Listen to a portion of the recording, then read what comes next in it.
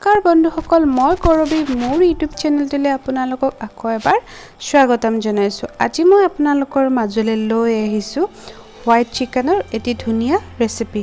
তো দেৰি নকৰি বলক আমি ভিডিঅ'টো ষ্টাৰ্ট কৰোঁ। তাৰ বাবে মই লৈছোঁ আধা কিলো। মই ধুই লৈছোঁ, তাৰপিছত কেৰাহী এখন বহাই দিছোঁ। তাত অকণমান তেল দি এইখিনি মই কিছু সময় ভাজি ল'ম। এয়া মই চিকেনখিনি দি দিলোঁ। তাৰপিছত ইয়াতে অকণমান নিমখ দিম, বেলেগ একো মছলা নিদিওঁ। অকণমান নিমখ দি এইখিনি কিছু সময় এনেকৈ ভাজি ল'ম। আধা সিজাকৈ ভাজি ল'লোঁ। তাৰপিছত মই এইখিনি নমাই দিলোঁ। এইখিনি নমাই দিয়াৰ পিছত এতিয়া মই এটা কুকাৰত কেইটামান পিঁয়াজ আৰু কেইটামান আদা নহৰু দুটা চিটি মাৰিবলৈ দি দিম। এইখিনি চিটি মাৰাৰ পিছত মই এইখিনি এটা ধুনীয়া পেষ্ট বনাই ল'ম। এইখিনিৰ লগতে মই কেইটামান কাজুও দিম, সেইটো মই একচুৱেলি ভিডিঅ' কৰা নহ'লে। তো এইখিনি পেষ্ট বনাই ল'লোঁ। তাৰে লগত মই কেইটামান কাজুও দি লৈছোঁ।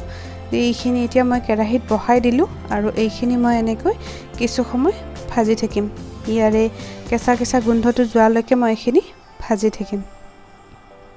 এইখিনিতে এটা ৰিকুৱেষ্ট কৰিলোঁ, ভিডিঅ'টো যদি ভাল লাগিছে তেনেহ'লে লাইক, শ্বেয়াৰ আৰু চেনেলটো ছাবস্ক্ৰাইব কৰিবলৈ নাপাহৰিব আৰু কেনেকুৱা লাগিলে জনাবলৈ নাপাহৰিব। এই ৰেচিপিটো তেনেই সহজ আৰু খাবলৈ সঁচাকৈ খুবেই সোৱাদ। এবাৰ নিশ্চয় ট্ৰাই কৰিব আৰু কেনেকুৱা পালে জনাব। এয়া মই পেষ্ট বনোৱা মিক্সি বাতিটোতে অকণমান পানী ল'লোঁ, লৈ পেলাই এইটো আওখালি দি দিলোঁ। এতিয়া মই এইখিনি কিছু সময় ভাজি লৈ ইয়াতে অকণমান বেছিকৈ পানী দি দিম।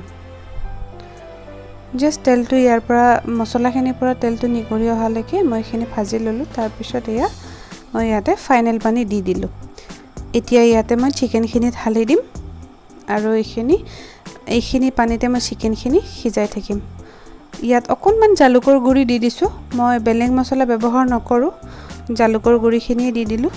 এতিয়া ইয়াত চিকেনখিনি দি দিলোঁ আৰু এইখিনি একেবাৰে ল' ফ্লেমত সিজাই থাকিম।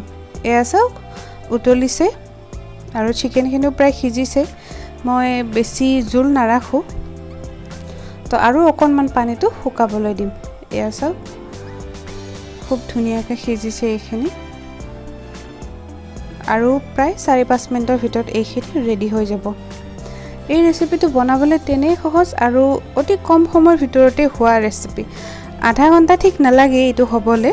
এয়া চাওক ফ্লেমটো একেবাৰে ল' কৰি ৰাখিছোঁ।